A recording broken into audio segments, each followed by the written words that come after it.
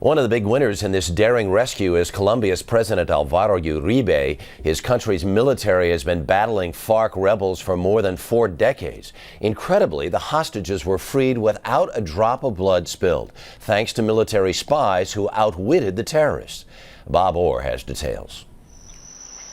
Seeds of the rescue, codenamed Operation Checkmate, were planted a few months ago when Colombian intelligence moles infiltrated the inner circle of the FARC rebels.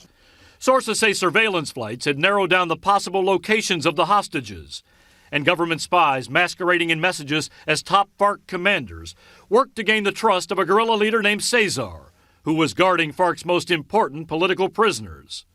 It was an elaborate ruse, which began paying off when 2 unmarked helicopters touched down yesterday at a remote jungle clearing deep inside Colombia. There, in a grassy field, Cesar and a henchman, Enrique, herded the 15 handcuffed hostages onto one of the choppers.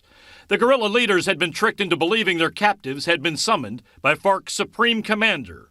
The flight crew, actually Colombian soldiers, wore T-shirts bearing the image of Argentine revolutionary Che Guevara, further convincing hostage Ingrid Betancourt this was no humanitarian flight.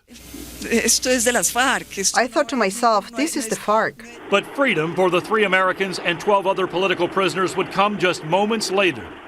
Once the helicopter, shown in this cell phone video, was airborne, the crew persuaded the 2 rebels to hand over their weapons and then overpowered them.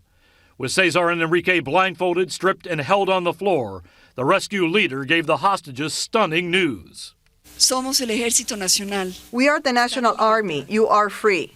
A celebration erupted, with the now freed hostages jumping up and down, prompting Betancourt to remark later the helicopter nearly fell from the sky.